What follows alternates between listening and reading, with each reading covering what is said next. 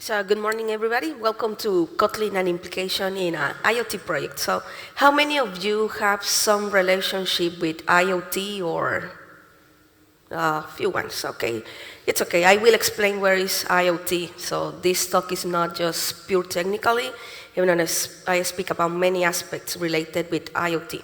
So in a formal definition of the Internet of Things, I will read that for you. This is the Internet of Things, or IoT, is a system of interrelated computing devices, mechanical and digital machines, objects, animals, or people that are provided with unique identifiers and the ability to transfer data over a network without requiring human-to-human or human-to-computer interactions. But in simple terms means that we will connect things to the internet, but things where it's not commonly used internet. So for example, I have a cell phone, that is a thing, right?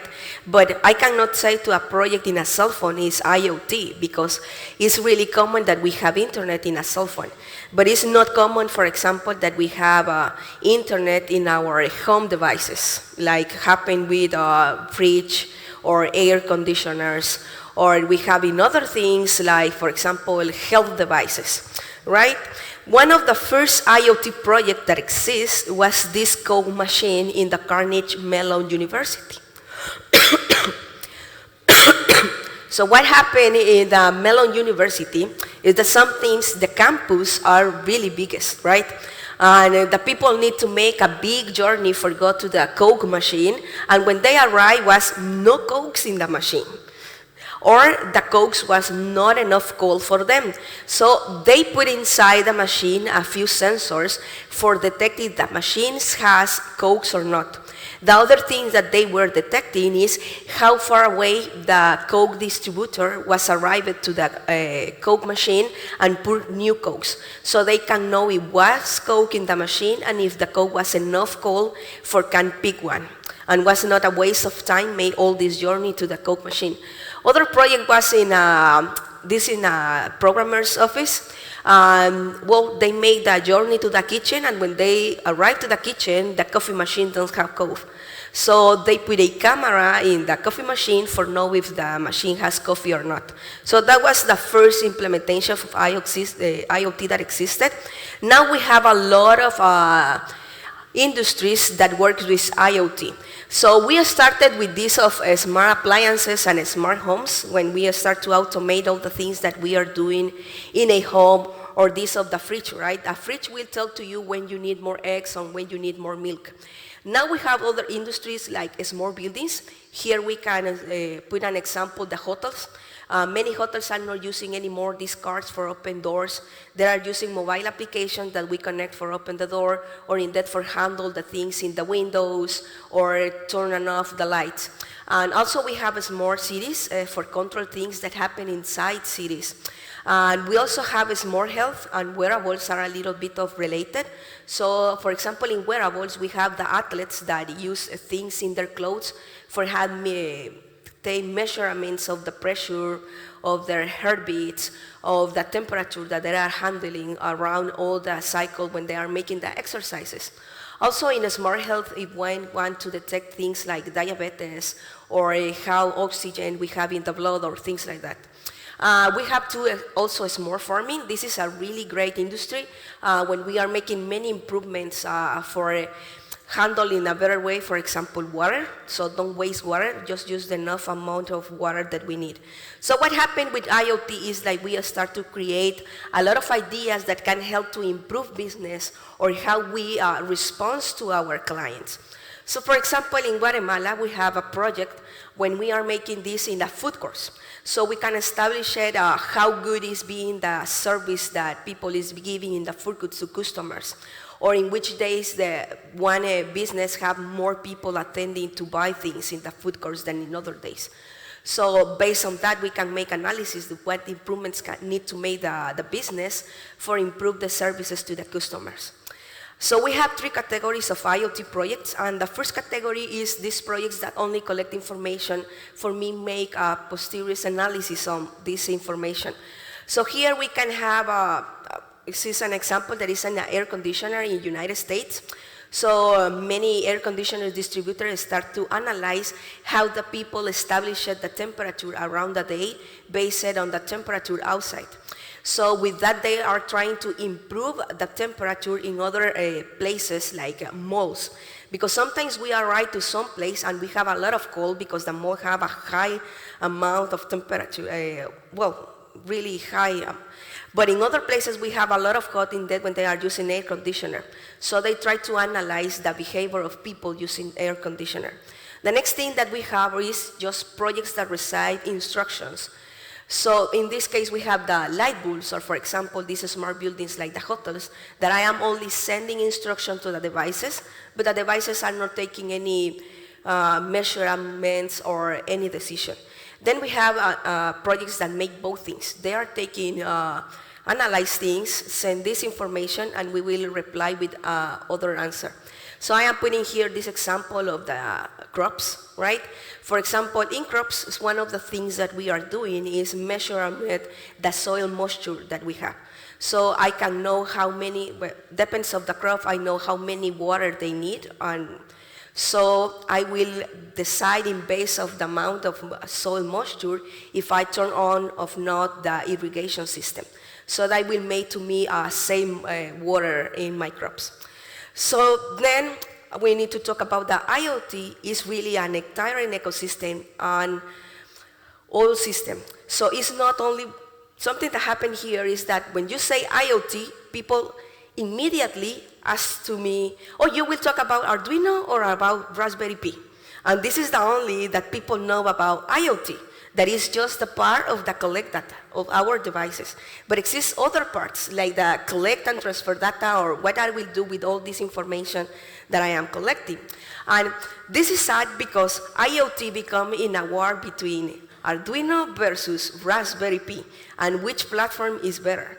And in the beginning, we cannot say that one technology is better than the other one because are not interchangeable technologies. For start, an Arduino is a microcontroller and a Raspberry Pi is a microprocessor. So basically, both of them have different characteristics and can work in different scenarios. The next thing is that both of them are educational technologies, was technologies created for teach. Right, so exist many other microcontrollers and many other microprocessors. So we will explore the definition that where is a microcontroller? And a microcontroller basically is a small computer in a single integrated circuit. That means to the same circuit has the room, the RAM, the GPIOs that we need, and a small processor, right? A microprocessor is just the CPU inside this integrated circuit. I need to add in externally way how many memory I want, which GPIOs I will use, and that makes that something use microprocessors a little bit more expensive because I don't browse everything in the same integrated circuit. If not, I need to browse these things in separated path. But in the opposite, so I can use more memory in a microprocessor. And this is why with microprocessor I can use, for example, an operating system. That is something that I cannot do in microcontrollers. In microcontrollers, I burn directly the code that I want to run in the microprocessors, in the microcontroller. So exists a difference, right? So then we have these extra things that usually people don't talk about. Where is a IoT hub, where is a gateway, or what I will do with all the information that I am collecting. And finally, I don't know why, but developers always forgot that exists something called security, right? Until everything burns and it's really bad. It's like, oh wow, we make some smart light bulbs and now someone is hacking these light bulbs because we don't make anything with that security. So this is why this call is implication in an IoT project. This is something that I call beyond the things. So exists something more far away to these devices that we make with an Arduino and a Raspberry Pi that we need to take in consideration. So I will drink a little bit of this. So my name is Mercedes Wyss. I am coming from Guatemala. I run to some communities there, Google Technologies community that is called Plus 502. I also have a female chapter of Women's in Java that is J Duchess. I also was member of the Guatemala Java Users Group.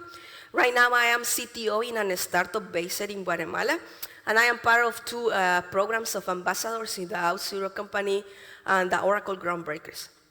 So I have here some pictures that define some systems of IoT for you see the complexity that really have those systems.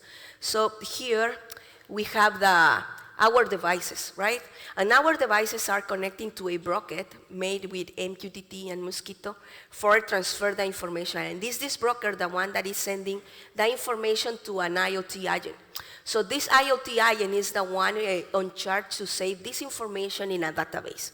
And then we send this for other applications, and then also they have some APIs that we share that information that are collecting with other people. So for example, that can be works like, for example, when we use a weather application. So this weather application works in something like that. They have sensors in all over the world that is taking this information and is sharing this information for other people in the world. This is other more complex. We also have here sensors. We have, again, an MQTT broker for collect this information. They are making big data analysis with have all this information, and they are sharing with some apps and other enterprise application of the information that they are doing. But what about Kotlin? Because maybe many of you came here just because the title says Kotlin, right? Yeah, I saw many laughs. So Java is not so popular in the world of IoT. And I say that many of that is about ignorance, and it's not only of the people that is making IoT development, indeed, the Java developers. I want to ask you, how many Java virtual machines did you know, or do you know? Exists more than one Java virtual machine? Yes, right? Well, some guys say yes, but as usually it's like that 75% of more of the Java developers that attend conferences don't know that exists more Java virtual machines. Okay, how many of you run in the console Java minus version? Come on, yeah. No, you don't run that? Okay. Okay, the guys that run, which distribution of Java do you have installed? OpenJDK. And the Oracle one, well, in some moment you install that one, yeah. Okay, how do you install the OpenJDK? You don't know something on the website or directly from a repository in the repository? Okay. Because when we go to the website of OpenJDK, they say, do you want to download this version with Cosmos or with OpenJDK? And I say, you never ask yourself what the fuck is Cosmos and what the fuck is OpenJDK? Say, why did I choose? I use I more OpenJDK. Well, those are Java virtual machines, and when we do Java minus version, and we install it Cosmos, they say Java virtual machine version Cosmos. And the people don't ask themselves, what is Cosmos? Cosmos is the name of the virtual machine that you are running to OpenJDK. How many of you attended or listened at all to YouTube or read something about Ruby? Okay, a few ones. The other don't write that. But instead, people that don't know that exist different versions of the Java virtual machine attended talks about Ruby, and Ruby is a new virtual machine that we can use for Java. So exist many virtual machines. The problem with Java is that they have a high footprint, and the virtual machine is so heavy for running IoT devices. But exists virtual machines specialized for running IoT. So one example is Zoom from a Zoom system that is designed for example, Raspberry devices. So I think that in the Java 8, they launched something that I can generate virtual machines with files that only include a limited libraries of all the Java. I need all the core of the Java libraries in the virtual machine, so I can make it smallest. This is one of the reasons for Java is one user. So in that case, in any Kotlin that runs over the Java virtual machine uses because they don't want a system that is so heavy. The next thing that we have in Kotlin is native Kotlin. But I was making an extensive investigation about native Kotlin. And the only articles that I found written for me, IoT native Kotlin was written for Hari. the guy for the reference. And then I asked people that make IoT, are you trying to use Kotlin? And say, no, we are not trying to use Kotlin, they don't need Kotlin. Why? Is because in the Java or Kotlin, you don't have the capacity to have communications, regular communications with the hardware. For example, Java uses the Java native interface for can interact with C libraries and C++ libraries. There are the ones that make the direct communications with the GPUs. So this is an interface. And also, native Kotlin have the same native interface that interact with the C and C++ libraries. So I found something that is successful for developers with Kotlin IoT devices, and it's the Android Things. So the people of Google make a more reduced version of the Android operating system for run in microprocessors. So what this was successful is because all these people that was developing mobile applications start to develop two IoT applications with the knowledge that they have to develop Android applications. So they use the learning curve for developing an IoT application because they only need to learn to use the new libraries for making the IoT applications. So one of the benefits of use Android is that they have a structured ecosystem using the Android Studio. The next thing is that they make a lot of libraries for can interact with the hardware like displays. The other benefit that it has that many IoT devices developers have, what they call themselves makers. So I don't call them makers now, is that they have libraries for integrating faster with Firebase and with the Google Cloud. So I have a friend that I work with him, and he always says me how I can interact with the real-time database. And it's like I say always tutorials to him.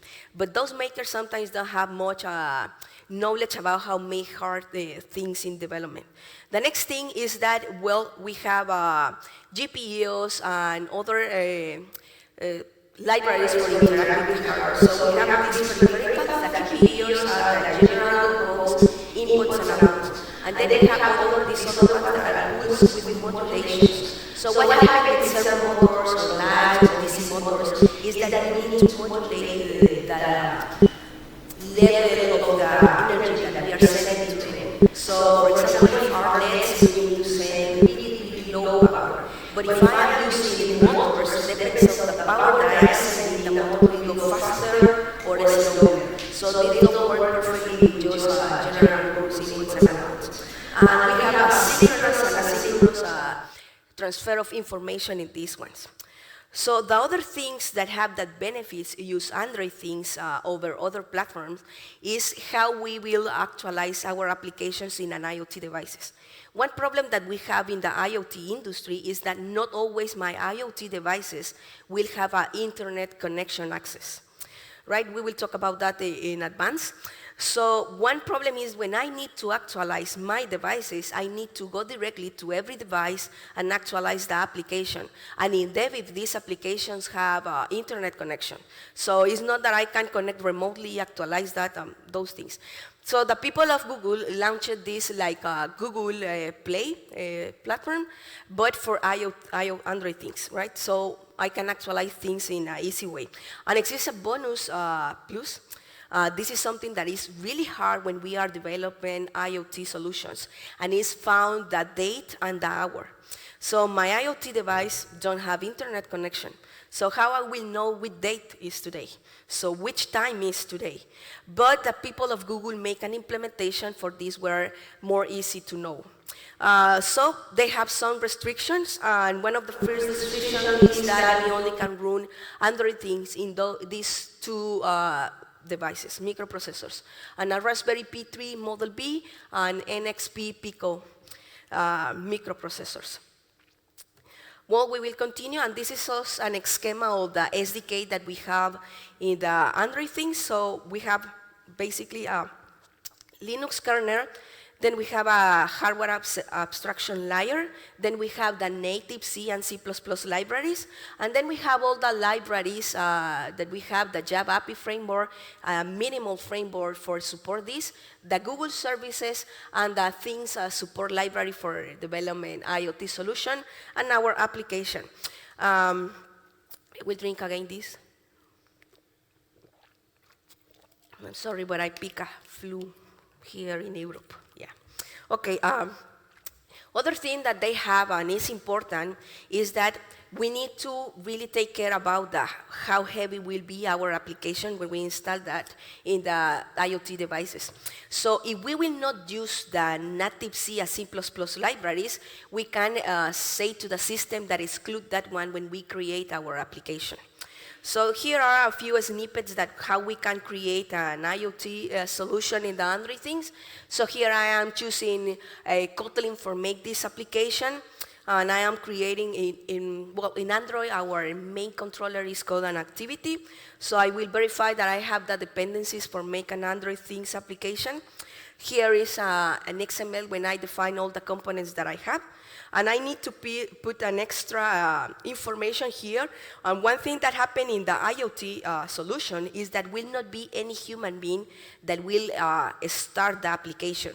So I need to say to the system that start my application when the device turn on, when it have electricity. And this is a small diagram for what I will show you is we will have a button and we will press the button and we'll turn on and turn off LED. So here in the Android things, we have a peripheral manager for handle, in this case, we will handle the GPUs. So we will define the GPU button for reading the things of the button. I didn't put here the name, the GPU depends on which microprocessor we are using.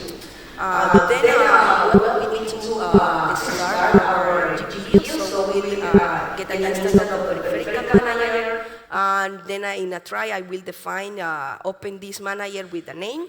I will establish it to the direction is in because I will receive information to this GPU.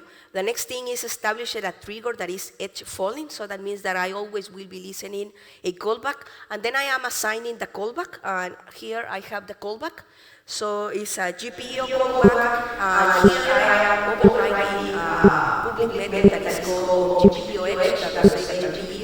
That is the happy thing, and we will return a boolean. So I am returning true because I say I will still continue listening. If I return false, I will give this a callback and I will not listen anymore. And don't need to forget to close out the connections. And this is how I will define for the LED. So again, LED pin name will depend on which microprocessors I am using. And I am initializing this one, and here I am just putting the direction out initially low because it's a LED, so I need to send low signals to our LED. And I am modifying now the GPU, and I am just changing the state of the LED, right? If it was turn on, I am putting turn off on. Finally, I am closing this. Now talk about the production versus prototyping. I put these images because I was in a conference when I said, these are videos that we watch in the picture, and this Raspberry really are for making prototyping. It's not for launching this production. So someone asked me, so how will you launch something in production? So I put this image. So this is a prototype. The problem is that it exists people that is launching things to production in this way because they don't know that we need to burn our integrated circuit. And indeed, they are using, for example, an Arduino that is for prototyping. These Arduinos for prototyping or Raspberry Pi or any other microcontroller or microprocessor are more expensive than the ones for production that only send to you the Arduino or the microprocessor. So this is our other pictures. Yeah, terrible, right? This is not. Now I will show you how is the correct way to do that, right? If you see, we have here the Arduino that they are using. It's really, really small, right? Because it's just the chip of the Arduino, not all these chip of the prototyping thing. So this is this project working, right? So it looks really different, more professional, and more cheapest than use the prototyping boards. So now talk about the security and connection. And exists something that I call the cost of connectivity in IoT projects. So For definition, our microcontrollers or microprocessors don't come with the capacity to connect to any network. So when we route these boards for prototyping, they have integrated things for connect to the Wi-Fi. But the others not, and we need to route extra things. And the other thing is that, for example, if I am making a small farming, in farming is no internet connections, right? So I need to route the special cards, SD cards for obtain internet. So it could be really expensive have that. So basically, we can use Wi-Fi for make a connection in IoT, also Bluetooth. In that Bluetooth is really common for in the athletes, for example, that use wearables, and the wearables is connecting the information, and they just turn on the cell phone and transport the information to that. But exist other protocols that we need to take in mind for make IoT. So this is a SIG-LOCK-SPAN. Basically, it's like a LAN network. So optimize it for make more encapsulation and header encryptions. And it's basically designed for make home or buildings automations. We have this other one that is SIG-WAVE, that is a low power radio frequency that we use for transfer the information. Also is a user for make home automation for products such lamps controllers or sensors. And we transfer data up to 100 kilobytes per second and operates in that sub 1 gigahertz. I will continue. Then we have Thread. This is for make home automation environments. Also, it's like a LAN one because it's based in the 6 low PAN, and it's designed as a complemented of the Wi-Fi. This is really interesting. Zigbee is really used in IoT. In that, I suggest to you go and investigate more. They have like, inside Zigbee, they have several small protocols that works for different things. But it's based in this IEEE 802.54 protocol. And it's relative with infrequent data exchange to low data rates. And will have some restriction of area, so you only can transfer information to one device to other device in a range to 100 meters. We have this other one that is cellular. This is one of the most expensive protocols of transfer information, but it's used when I have a high amount of information to transfer, especially for connect with the 4G communication. So, for example, in these industries, when we are taking pictures and we need to transfer these pictures to other place, cellular is a good solution for use that. Then we have this other one that is the near file communications. Well, basically, these are communication that works with 4 centimeters, and is that we use with the credit cards now, that I am going to pay to some place and I just put the credit card near, or in there I can do the same thing with cell phone applications. And it's basically really secure because for the distance to only 4 centimeters. Then we have a Sigfox that is also an alternative to the wide range technology, and it's only designed for handle low data transfer information, and we have a speeds to 10 to 1,000 bytes per second.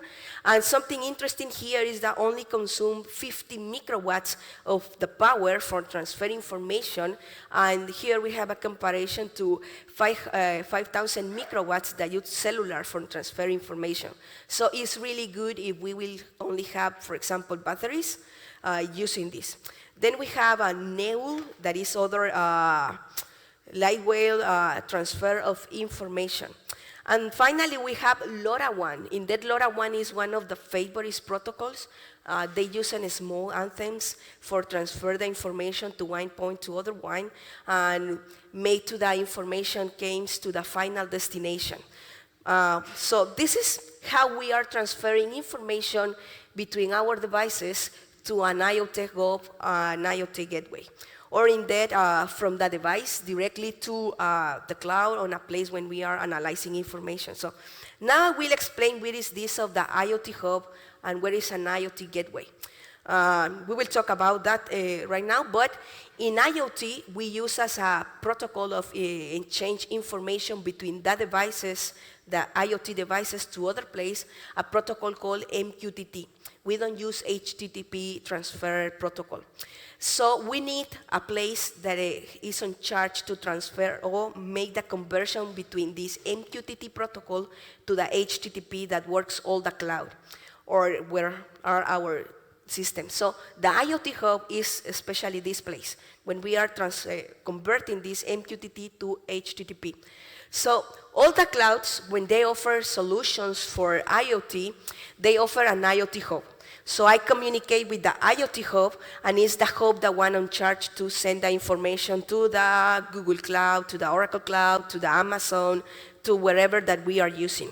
Or we need to develop our own IoT hub. Then we have the IoT gateway. So this is returning to the cost of the connectivity in our IoT devices. So one thing that happened is, like, I cannot make to all my devices send by themselves the information to the cloud because it can be really expensive. And I cannot stay making that happen all the time. So what I do is use a device that is centralizing all this information. So my IoT devices is sending the information to an IoT gateway. And the IoT gateway is storing this information. Because other problems that we can have is that we cannot permit to this information is being stored in the same IoT device. Because the IoT devices don't have much memory. Especially the microcontrollers that sometimes only have 4 kilobytes or 16 kilobytes, 32 kilobytes of memory for have the program and some certifications of security. So all the devices sent in the IoT gate and the IoT gateway is the one making the communication with the cloud. Can be indeed the same IoT gateway and IoT hub. The one that receiving MQTT and have the communication and HTTP to the cloud, or use an IoT hub if we are using a cloud solution. So the transfer information protocol, here we are using MQTT, and these have a few of conception difference to HTTP. And one of the first and the most important is that we need to be data agnostic for make the transfer of the information. So don't use protocols like XML or JSONs. And why is that? Is because occupy a lot of memory that maybe our IoT device will don't have for create that request, and will be really expensive for transport. We need to take in mind that always that I am transporting information to one place to other place, this is money that I am consuming for the amount of kilobytes or megabytes that I am transporting. And it's also time. Also, JSON is more lightweight, but maybe we don't need that. Sometimes we have projects that only, for example, are collecting temperature and the date. So what I need to create a big JSON if I can transport that just separating the information by commas. The other thing that have MQTT is that they make a reduction to all the headers that we are sending. So we don't need those headers.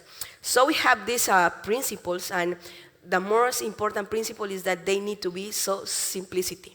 We need to think simplicity, simplicity, and simplicity all the time. So we don't need to create the structures for make easy parse those things. No, we need to create this for be simple to transfer between 2 points. So, well, they say zero administration, minimize the wire footprints. This of zero administration means that maybe we need to be ready to improvise if one IoT device don't send the information like we want to receive that one. And this is other one is like we need to create a protocol that is ready if sometime go wrong in the communication with the 2 parts. So maybe in the gateway, say which information the IoT device sent to me, and if the IoT device send me again the same information, I will skip that one.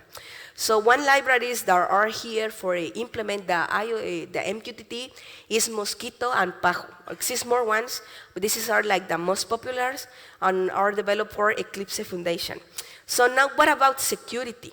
One of the problems that we have with IoT devices is that we don't have a human being put in some credentials, right? A username and the password for make an authentication in our systems. So how I can know that is my device the one that is sending me information, or how my devices know that it's me the one that is communicating with them and not other one.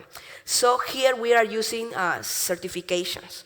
So what I do is the first time that I make a configuration in the IoT devices, so when I install this, is install a certification in the IoT device. And since now this certification is the one that will reward for made the authorization process. Here also exists a problem, no in the security aspect, so the people that is using certification is really working good. The problem is when we need to actualize this security certification. And always is for the limited memory resource that have IoT devices. So sometimes I have my certification and some information saved in the microcontroller on the microprocessor, and when I need to actualize the certification, before to erase the lost one, I need to download the new one and have both certifications saved in the IoT device, and I don't have enough memory space for that. So this is the only problem that is facing the IoT industry now, but IoT certifications work perfectly. So I have here, for example, we have an MQTT client, the broker, and one authorization server too. So our MQTT client is the IoT device that we send this certification for some kind of authentication server that we will have there for validate. They will return an access token, and now we will make this communication with the broker. The next thing that we have is serverless as a backend. How many of you know serverless? More than the Java virtual machine, I will say. Yes. Okay, good. Something that happened in IoT is like, well, sometimes I am just collecting one kind of information. So how many web services I need? One web service. So imagine I will put a server and make an entire configuration for run an application that is running just one server, right? So this is why serverless is good. So for the guys that don't know what is serverless, serverless in some hypothetical really means no server. So I put this image that I really like, that there is no cloud, it's just a computer to someone else. And in serverless is the same thing. It's not that the server doesn't exist. It's just that someone else is taking care of that server, not us. Something that I notice is like developers have a really scary about to lose the power of those services in that when we don't need that power. That power is just a waste of time. But yes, so serverless architecture, I will skip this. So do you know microservices? Yes, right? Good. So because one person asked me, I add this thing to the presentation because someone asked me, what is the difference between microservices and serverless? Because both of them meet, split, and divide my implementation. So here we have a monolith architecture that basically everything is in the same place. Wow, everything together. Something really monster implementation. So we are dividing that, but we are creating also small groups of functions that I will put in microservices, and also every microservices in a pragmatic definition has his own databases. This is, again, an image, for example, of a monolith when we have a host instance, an application process. For example, the host can be a OpenSUSE server, an application can be a Tommy, and then I have my monolith with all operations. What happened in the serverless ecosystem is that I don't care to nothing of that. I only will take care of develop one operation, one function, the minimal logical function in my system. So functions are a unit of scale, and running ephemeral containers, I think that this of ephemeral container is a more cheap way to call that elastic. And we can focus just on development. So one of the benefits that had the function is that I have a function, and always that I receive one request, my function will be duplicated for attend this request. So one of the interesting things is that my clients, my customers, never are fighting for resource because they have one function attending their request. Well, this is something that, well, the complexity is scaling. Here is other one, so we don't have no server management, high availability, flexible scaling. But this is the interesting too for IoT, is that pay as you go. I only will pay in serverless with the time that my function is running. And all the cloud have one thing, that is, you will have the first 1,000 functions running by free. And you know how many times we run a function for an IoT solution? Less than 1,000. So we will not pay also for have a backend solution. This is other example that in serverless we only have the functions, doesn't matter in which server is running.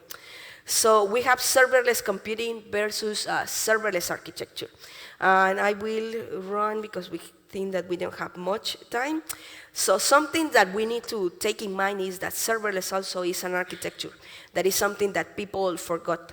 So we have here the architecture, and these ones here are the functions. We have our client, that in this case will be an IoT device, and we have this new guy that is an API gateway, that is like an app server with asteroids. And we will use this one for data communication. And we will only have one function for save information to a database. This is other more complex diagram for a serverless. So here I am putting this arrow for establishing that now the API gateways are in charge to handle the authentication and authorization process. So for going finishes with the talk, I will talk about the cloud solutions that we have for make IoT solutions. Well, here in this part is like, so now we need to save the information in some database, right? I need to decide if I will run process of big data, if I only want to analyze this, or I will make artificial intelligence. So we have all the clouds, yeah. Okay. All the clouds have solutions, so we have here the Oracle Cloud. Well, in the Oracle Cloud, they have mostly solutions for specific IoT industries. Then we have two in the Microsoft IoT solutions. We have here the Google. Well, Google has the Google Cloud Platform and also have the Firebase one. I didn't add that in this presentation, but now recently in May was the Google I/O. And they launched something new. If you want to explore about that, this Project Coral. They are launching new IoT, hardware devices for run locally their machine learning algorithms. So you will train with TensorFlow your machine learning, I forget the name, but when you train your neural network and download that to an IoT device, you can run this logically. So they have some microprocessor with this.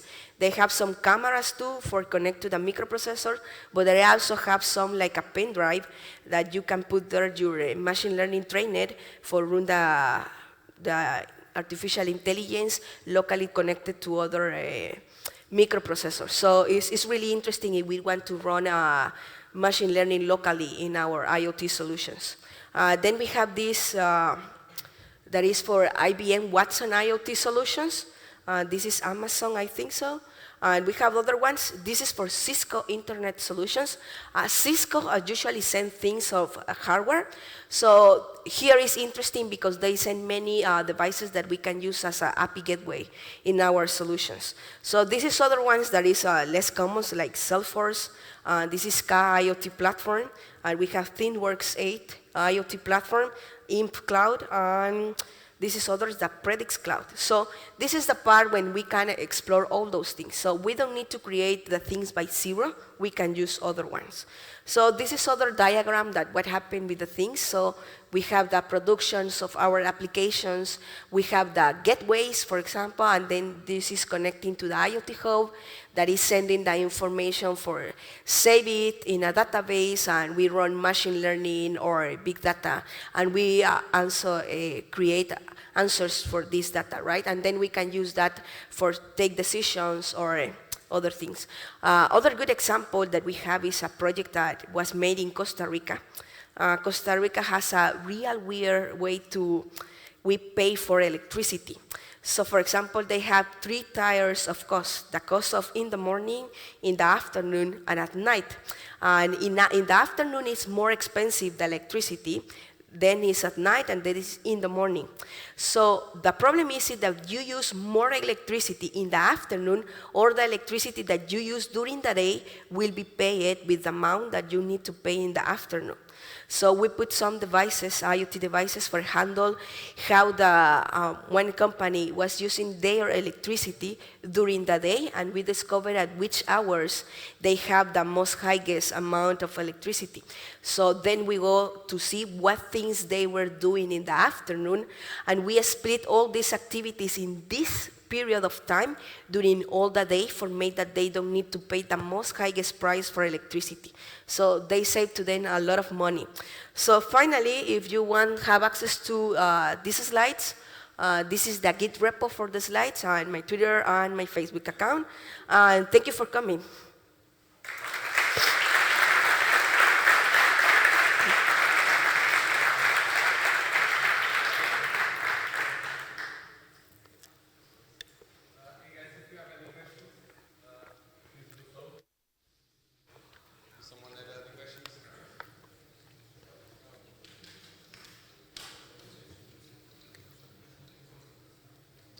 No questions?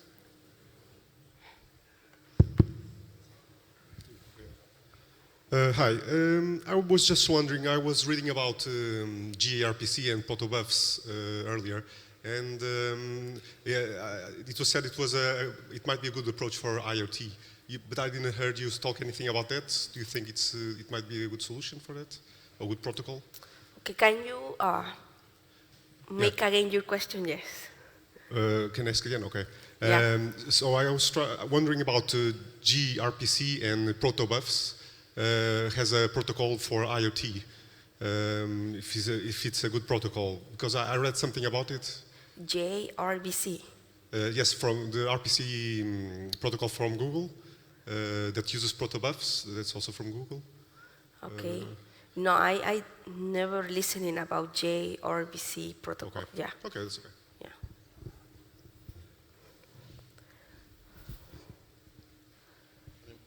Any more questions?